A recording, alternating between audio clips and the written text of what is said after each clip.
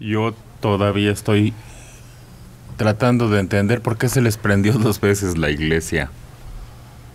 No lo entiendo. Fueron y lo apagaron. Llegaron y revisaron el templo. Ya estaba el personal del INAH, como bien decía Adela, que son los encargados de mantenerlo. Estoy hablando de la Santa Veracruz. Sí. Y luego otra vez el fuego. Como que no lo habían apagado bien los bomberos. Exacto. Sí. Me parece que parte de una falla. Quedaron brasas ahí. Eso, y hay mucha... Hay mucha madera.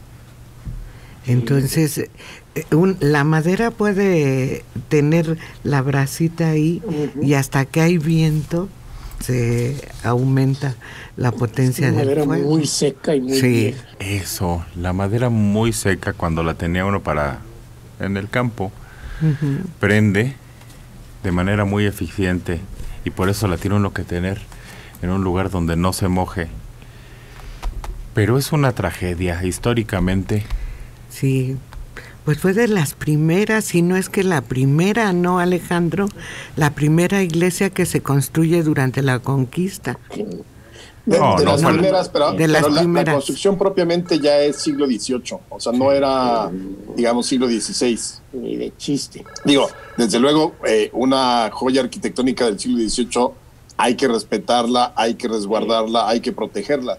Y aquí sí lo grave es el deterioro y el abandono en que la tenían, siendo una construcción del siglo XVIII, que si bien hay muchas a lo largo del país y en la Ciudad de México, eso no le quita ningún tipo de importancia, al contrario, sí es de las que eran fundamentales en lo que siempre fue la Ciudad de México, porque recuerden que la Ciudad de México estaba ceñida a lo que hoy es el centro histórico, más esta parte donde está Bellas Artes, Hidalgo, Avenida Hidalgo, Avenida Juárez, y ahí párenle de contar.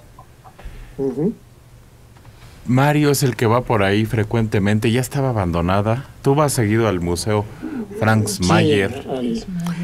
Al Franz Mayer y al de la Estampa, que está precisamente adyacente a la Santa Veracruz. Pero esa placita, desde aquella época, tiene un diseño arquitectónico, porque son dos iglesias casi gemelas que se encuentran frente a frente. Y una es la de había un hospital ahí donde ahora se aloja el Museo Franz Mayer.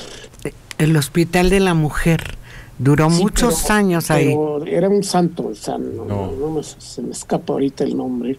Antes. Y la iglesia es el templo de ese santo. Y era exactamente la contraparte de la Santa Veracruz en ese punto. Durante muchos años ahí en esa placita vendían las coronas para muertos, porque 2 cuadras más hacia el eje central estaban las 2 grandes agencias funerarias. Entonces, Galloso y Alcázar. Y perdonen mi ignorancia, ¿no se puede volver museo? ¿No es más? Sí. Se puede. Alejandro. Y fíjate, ahorita que mencionabas y que preguntabas, Adela, es una iglesia que originalmente se construye en 1568, como te decía. Sí. Pero obviamente esa construcción no quedó nada y la construcción de ahora es la de 1750 aproximadamente. Yo también soy de la idea de que este tipo de edificios, si no tienen culto, deberían volverse o centros culturales o museos o albergas. Hay algún archivos, por ejemplo, el archivo de notarías que está exactamente en la iglesia de Corpus Christi, que es la que queda frente al monumento a Benito Juárez, el hemiciclo a Juárez. Porque si no, entonces corre el riesgo. Según estaba leyendo, era un lugar a donde llegaban indigentes a dormir. O sea, prácticamente habían hecho de ese espacio increíble. Sí, claro. Mira, Héctor de Mauleón escribe hoy sobre ella y dice que en 1766 ya se había quemado. Y la otra es parroquia de San Juan de Dios. Lo que es el museo. Enfrente, sí. Y el hospital es el hospital de San Juan de Dios. Sí. En 1527 no existía aún la Alameda, dice Héctor de Mauleón, que mandó a hacer el virrey de Velasco 7 décadas después. Pero ahí les habían dado unos predios a unos hombres para que hicieran sus huertas. Era un descampado pantanoso a las afueras de la ciudad. Imagínate. Uy, Liliana. Pero fíjate que si nos ponemos a ver el lado positivo de estos 2 incendios que sufrió la iglesia de la Santa Cruz, podemos decir que ahorita sí le van a prestar atención porque había resultado dañada después del sismo del 2017, así como muchos templos resultaron dañados y están ahí pendientes, ¿no?, de recibir algún tipo de ayuda.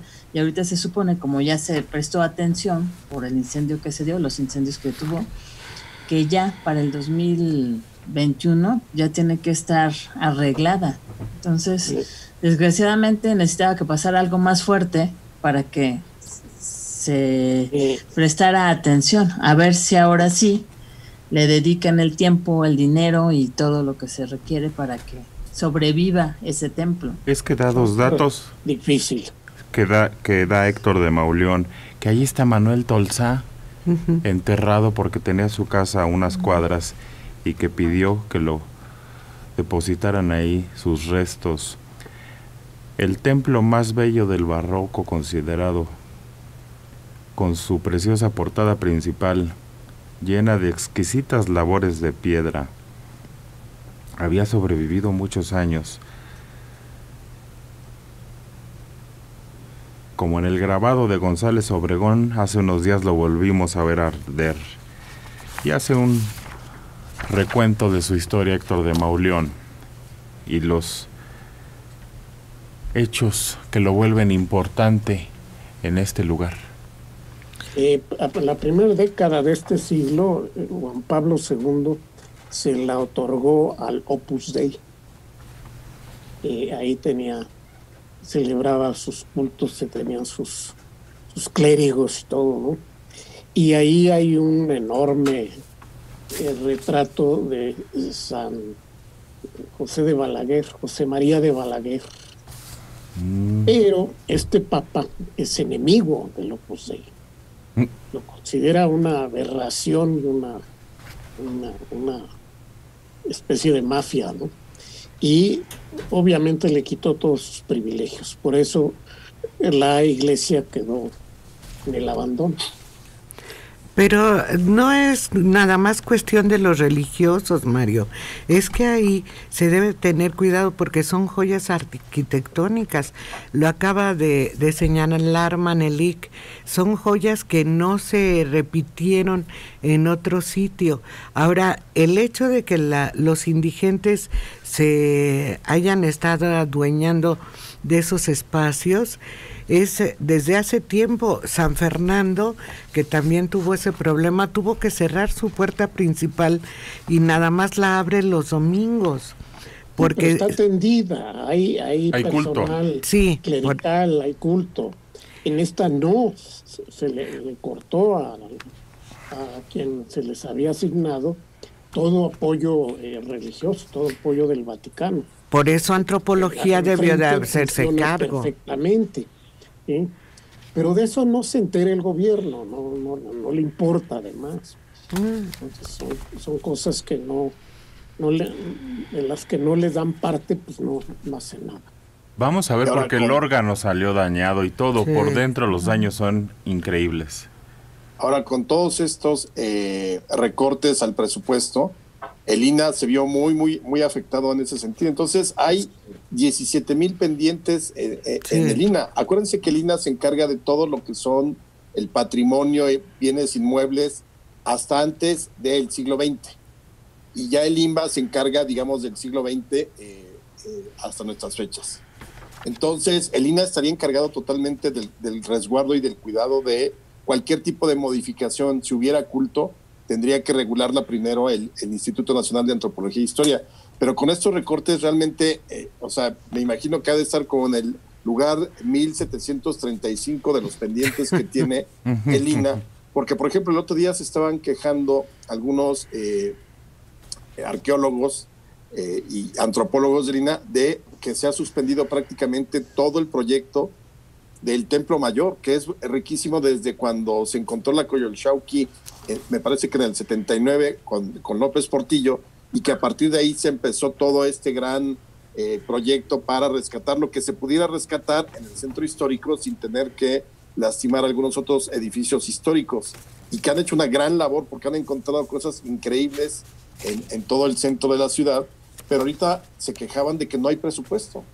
Realmente les dieron un recorte brutal.